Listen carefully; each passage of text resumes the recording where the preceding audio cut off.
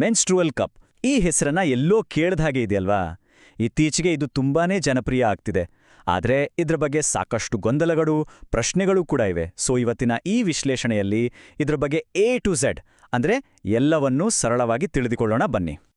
ಹಾಗಾದ್ರೆ ಯೋಚನೆ ಮಾಡಿ, ನಾವು ದಶಕಗಳಿಂದ ಬಳಸ್ತಿರುವ ಸಾಂಪ್ರದಾಯಿಕ ಪೀರಿಯಡ್ ಪ್ರಾಡಕ್ಟ್ಗಳಿಗೆ ಇದಕ್ಕಿಂತ ಉತ್ತಮವಾದ ಒಂದು ಮಾಡರ್ನ್ ಪರ್ಯಾಯ ಇದೆಯಾ? ಈ ಒಂದು ಪ್ರಶ್ನೆ ಇವತ್ತಿನ ನಮ್ಮ ಚರ್ಚೆಯ ಸ್ಟಾರ್ಟಿಂಗ್ ಪಾಯಿಂಟ್. ಸರಿ, ಹಾಗಿದ್ರೆ ಈ ಮೆನ್ಸ್ಟ್ರುವಲ್ ಕಪ್ ಅಂದ್ರೆ ನಿಖರವಾಗಿ ಏನು? ಸಿಂಪಲ್ ಆಗಿ ಹೇಳೋದಾದ್ರೆ ಇದೊಂದು ಚಿಕ್ಕದಾದ, ಫ್ಲೆಕ್ಸಿಬಲ್ ಆಗಿರುವ ಗಂಟೆ ಆಕಾರದ ಒಂದು ಸಾಧನ. ಇದನ್ನ ಮೆಡಿಕಲ್ ಗ್ರೇಡ್ ಸಿಲಿಕೋನಿಂದ ಮಾಡಿರ್ತಾರೆ. ಇದರ ಅತಿದೊಡ್ಡ ವಿಶೇಷತೆ ಅಂದ್ರೆ ಇದು ಮುಟ್ಟಿನ ರಕ್ತವನ್ನ ಹೀರ್ಕೊಳ್ಳಲ್ಲ, ಬದಲಾಗಿ ಅದನ್ನ ಕಲೆಕ್ಟ್ ಮಾಡುತ್ತೆ, ಅಂದ್ರೆ ಸಂಗ್ರಹಿಸುತ್ತೆ. ನೋಡಿ, ಇದೇ ಇದರ ಸೀಕ್ರೆಟ್. ಪ್ಯಾಡ್ಸ್ ಮತ್ತೆ ಟ್ಯಾಂಪೂನ್ಗಳು ದ್ರವವನ್ನ ಅಬ್ಸಾರ್ಬ್ ಅಂದ್ರೆ ಹೀರ್ಕೊಳ್ಳುತ್ತೆ, ಆದ್ರೆ ಕಪ್ ಅದನ್ನ ಕಲೆಕ್ಟ್ ಅಂದ್ರೆ ಸಂಗ್ರಹಿಸುತ್ತೆ. ಕೇಳೋಕೆ ಇದೊಂದು ಸಣ್ಣ ವ್ಯತ್ಯಾಸದ ಥರ ಅನಿಸ್ತ್ರೂ ಇದರ ಬಹುತೇಕ ಎಲ್ಲ ಅನುಕೂಲಗಳಿಗೆ ಇದೇ ಮೂಲ ಕಾರಣ ಅಂದ್ರೆ ತಪ್ಪಾಗಲ್ಲ. ಓಕೆ, ಇದರ ಥಿಯರಿ ಎಲ್ಲ ಸಾಕಾಯ್ತು ಅನ್ಸುತ್ತೆ. ಈಗ ಪ್ರಾಕ್ಟಿಕಲ್ ಆಗಿ ಇದನ್ನ ಬಳಸೋದು ಹೇಗೆ ಅಂತ ನೋಡೋಣ. ಹೌದು, ಮೊದಲು ಬಾರಿ ಕೇಳಿದಾಗ ಇದು ಸ್ವಲ್ಪ ಕಷ್ಟ ಅನ್ಸ್ಬೋದು, ಬಟ್ ನಂಬಿ, ಇದನ್ನ ಕಲಿಬೋದು. ಇದೊಂದು ಕೌಶಲ್ಯ ಅಷ್ಟೇ. ಫಾಕ್ಸಿ ಅಂದ್ರೆ federation of obstetric and gynaecological societies of India ಕೂಡ ಇದನ್ನೇ ಹೇಳುತ್ತೆ. ಅವರ ಪ್ರಕಾರ ಕಪ್ಪನ್ನು ಸರಿಯಾಗಿ ಹಾಕೋದನ್ನ ಕಲಿಯೋದೇ ಮೊದಲನೇ ಮತ್ತು ದೊಡ್ಡ ಚಾಲೆಂಜ್. ಆದರೆ ಒಮ್ಮೆ ಅದನ್ನ ಕರಗತ ಮಾಡಿಕೊಂಡ್ರೆ ಇದಕ್ಕಿಂತ ಆರಾಮದಾಯಕವಾದ ಇನ್ನೊಂದು ವಿಧಾನನೇ ಇಲ್ಲ ಅಂತಾರೆ. ಸೊ ಮೊದಲ ಪ್ರಯತ್ನದಲ್ಲೇ ಪರ್ಫೆಕ್ಟಾಗಿ ಬರಲಿಲ್ಲ ಅಂದ್ರೆ ತಲೆ ಕೆಡಿಸ್ಕೊಳ್ಳೋ ಅಗತ್ಯ ಇಲ್ಲ. ಇದನ್ನ ಬಳಸೋ ವಿಧಾನವನ್ನ ಒಂದು 4 ಸಿಂಪಲ್ ಸ್ಟೆಪ್ಸ್ ಆಗಿ ನೋಡಬಹುದು. ಮೊದಲನೇದು ಕಪ್ಪನ್ನ ಮಡಚಿ ಅಂದ್ರೆ ಫೋಲ್ಡ್ ಮಾಡಿ ದೇಹದೊಳಗೆ ಸೇರಿಸೋದು. ಎರಡನೇದು ಅದು ಸರಿಯಾಗಿ ಓಪನ್ ಆಗಿ ಒಂದು ಏರ್ ಟೈಟ್ ಸೀಲ್ ಕ್ರಿಯೇಟ್ ಆಗಿದೆಯಾ ಅಂತ ಖಾತ್ರಿಪಡಿಸ್ಕೊಳ್ಳೋಕೆ ಸ್ವಲ್ಪ ತಿರುಗಿಸೋದು. ಮೂರನೇ ಸ್ಟೆಪ್, ಅದನ್ನ ತೆಗೆಯುವಾಗ ಅದರ ಕೆಳಭಾಗವನ್ನ ಸ್ವಲ್ಪ ಒತ್ತಿ ಆ ಸೀಲನ್ನ ರಿಲೀಸ್ ಮಾಡಿ ನಿಧಾನವಾಗಿ ಹೊರಗೆ ತೆಗೆಯೋದು. ಇನ್ನು ಕೊನೆಯದಾಗಿ ಅದನ್ನ ಖಾಲಿ ಮಾಡಿ ನೀಟಾಗಿ ತೊಳೆದು ಮತ್ತೆ ಬಳಸಬಹುದು. ಅಷ್ಟೇ. ಆದ್ರೆ ಇಂದಿ ಒಂದು ಬಹಳ ಮುಖ್ಯವಾದ ವಿಷಯವನ್ನ ನೆನ್ಪಿಡ್ಬೇಕು. ಪ್ರತಿಯೊಬ್ಬರ ದೇಹದ ರಚನೆ ಒಂದೇ ರೀತಿ ಇರೋದಿಲ್ಲ. ಹಾಗಾಗಿ ಸರಿಯಾದ ಸೈಜ್ನ ಕಪ್ ಆಯ್ಕೆ ಮಾಡ್ಕೊಳ್ಳೋದು ತುಂಬಾನೇ ಇಂಪಾರ್ಟೆಂಟ್. ಇದಕ್ಕೆ ಒಬ್ಬ ಗೈನಕಾಲಜಿಸ್ಟ್ ಸಲಹೆ ತಗೊಳ್ಳೋದು ಬೆಸ್ಟ್. ಇದರಿಂದ ಲೀಕೇಜ್ ಪ್ರಾಬ್ಲಮ್ ಆಗಲ್ಲ, ಮತ್ತೆ ಬಳಸೋಕೆ ಕೂಡ ಕಂಫರ್ಟಬಲ್ ಆಗಿರುತ್ತೆ. ಸರಿ, ಹಾಗಾದ್ರೆ ಈ ಮೆನ್ಸ್ಟ್ರುವಲ್ ಕಪ್ಪನ್ನ ಯಾಕೆ ಬಳಸಬೇಕು? ಇದರ ಪ್ರಯೋಜನಗಳೇನು? ಅದೇ ಸಮಯದಲ್ಲಿ ಇದರಲ್ಲಿರೋ ಸವಾಲುಗಳೇನು?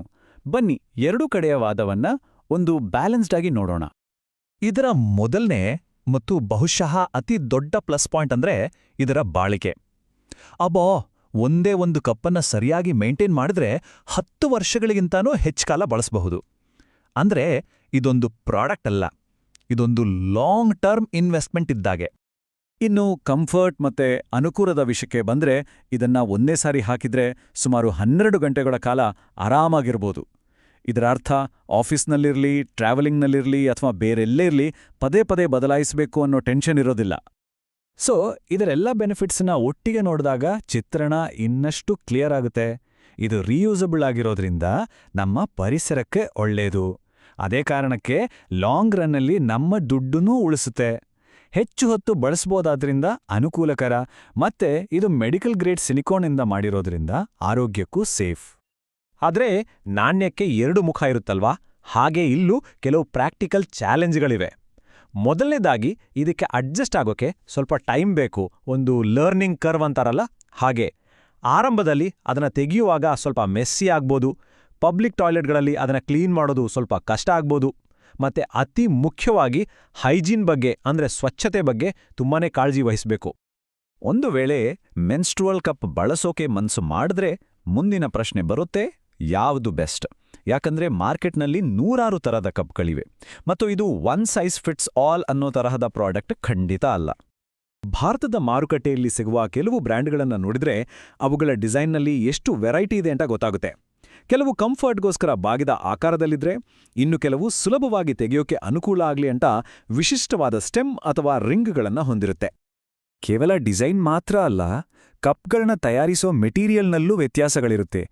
ಜಾಸ್ತಿ ಪಾಪ್ಯುಲರ್ ಆಗಿರೋದು ಮೆಡಿಕಲ್ ಗ್ರೇಡ್ ಸಿಲಿಕೋನ್, ಆದರೆ ಲ್ಯಾಟೆಕ್ಸ್ ಅಥವಾ ಟಿಪಿಇ ಅಂತ ಕರೆಯೋ ಬೇರೆ ವಸ್ತುಗಳಿಂದ ತಯಾರಿಸಿದ ಕಪ್ಗಳು ಕೂಡ ಸಿಗುತ್ತೆ. ಸರಿ, ಈಗ ನಮ್ಮ ಚರ್ಚೆಯ ಕೊನೆಯ ಹಂತಕ್ಕೆ ಬಂದಿದ್ದೇವೆ. ಈ ಎಲ್ಲ ವಿಷಯಗಳನ್ನ ನೋಡಿದ್ಮೇಲೆ ಮುಟ್ಟಿನ ಆರೋಗ್ಯದ ಬಗ್ಗೆ ನಮ್ಮ ದೃಷ್ಟಿಕೋನವನ್ನೇ ಬದಲಿಸಬಲ್ಲ ಈ ಮೆನ್ಸ್ಟ್ರುವಲ್ ಕಪ್ಸ್ಗಳ ಒಂದು ದೊಡ್ಡ ಚಿತ್ರಣವನ್ನ ಅರ್ಥ ಮಾಡ್ಕೊಳ್ಳೋಣ. ಹಾಗಾದ್ರೆ ಇವತ್ತಿನ ಚರ್ಚೆಯಿಂದ ನಾವು ತಿಳ್ಕೊಳ್ಬೇಕಾದ ಮುಖ್ಯ ಅಂಶಗಳು ಯಾವುವು? ಮೊದಲನೇದು, ಇದು ದ್ರವವನ್ನ ಹೀರ್ಕೊಳ್ಳಲ್ಲ, ಬದಲಾಗಿ ಸಂಗ್ರಹಿಸುತ್ತೆ. ಎರಡನೇದು, ಇದು ಪರಿಸರಕ್ಕೆ ಮತ್ತು ನಮ್ಮ ಪಾಕೆಟ್ಗೆ ಎರಡಕ್ಕೂ ಒಳ್ಳೆಯದು. ಮೂರನೇದು, ಇದನ್ನ ಬಳಸೋದನ್ನ ಕಲಿಯೋಕ್ಕೆ ಸ್ವಲ್ಪ ಸಮಯ ಮತ್ತು ತಾಳ್ಮೆ ಬೇಕು. ಮತ್ತು ಕೊನೆಯದಾಗಿ, ಪ್ರತಿಯೊಬ್ಬರಿಗೂ ಅವರ ದೇಹಕ್ಕೆ ಸರಿಯೊಂದುವ ಆರಾಮದಾಯಕವಾದ ಕಪ್ಪನ್ನ ಆಯ್ಕೆ ಮಾಡಿಕೊಳ್ಳೋದು ಬಹಳ ಮುಖ್ಯ.